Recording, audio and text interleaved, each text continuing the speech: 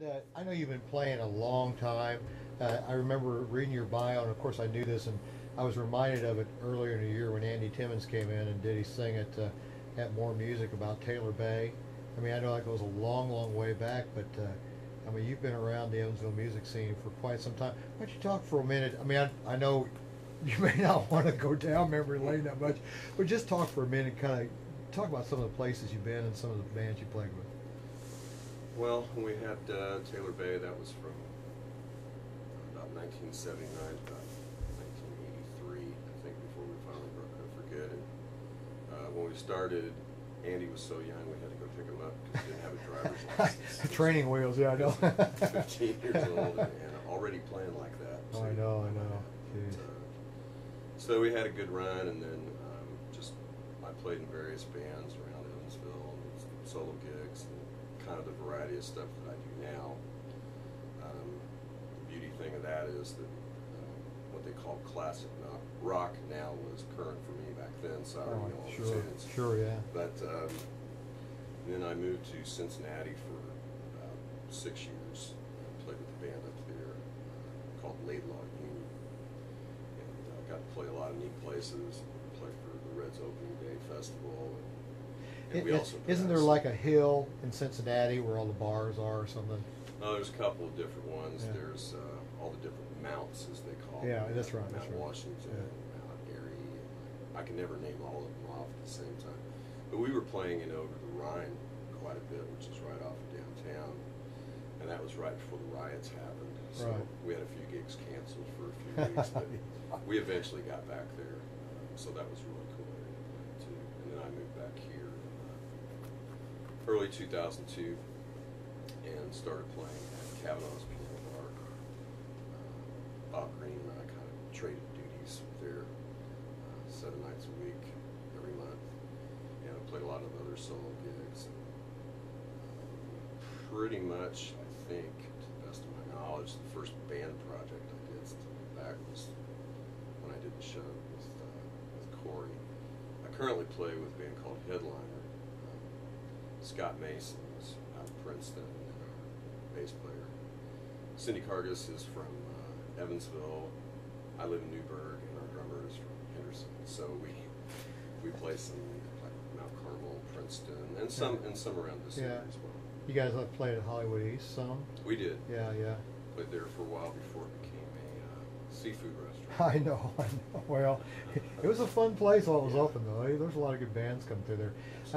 Now, tomorrow night during the Grand Tour of Wines, I mean, you guys have told me earlier that you kind of go from being background music to dance band music as the night wears on. You want to talk about that for a minute?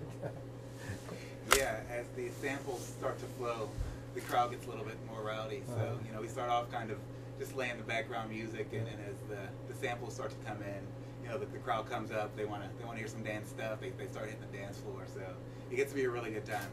Excellent.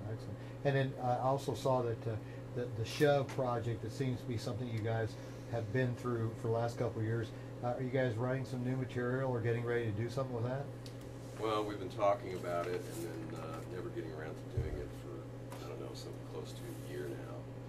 So we actually decided that when we came on here with you, we were going to announce that we were doing the records, then we'd have to do it. Yeah, it's part of the public record now, guys, But we wanted to do, we really didn't ever do very much original material in the show, so we're wanting to write some material. I know that Blind Dog has a huge catalog of stuff. Oh, I know. We're going to bring them back on, but we're going to write some material that kind of fits in with the show vibe.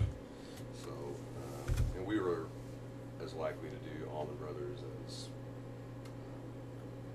I don't know, Black Crowes, Rolling Stones, Al Green, just Katie Barred the Door, whatever the traffic will allow. Sure. A lot of different stuff. Well, I remembered. I'm trying to think of the gig that I saw you guys at. It may have been one of the gigs up at the Jungle or somewhere. I think it was at Doc's. When you guys played at Doc's, I walked into that one night, and as I'm walking in, you guys were doing Allman Brothers, and you were playing Matt and singing.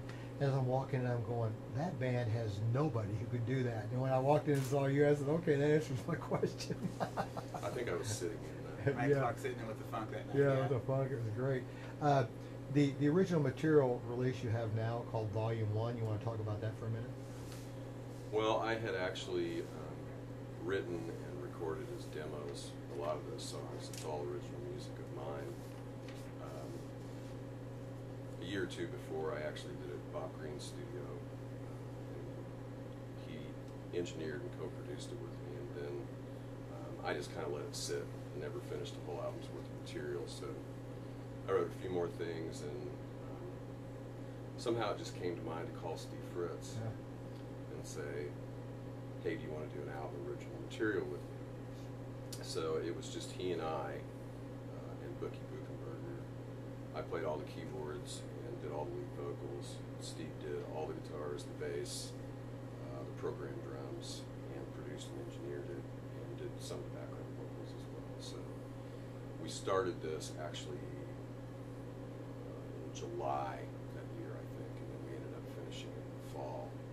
And we had one release already, but we're getting ready to re-release it now. Oh, I see. Okay. And of course, that's Steve Fritz of SLF Studios, and you can find his material and Matt's material along with a couple other folks at fritzsongs.com. And I think what we'll do right now is we'll play another cut off of that CD. And what was the name of the cut here we're going to play? Dancing It All. This one has Bookie on it as well. All right, and we're going to head for the bottom of the hour break and come back with Matt Clark and Corey Christy. You're here in the Jazz Cafe right here on 91.5 WUEV.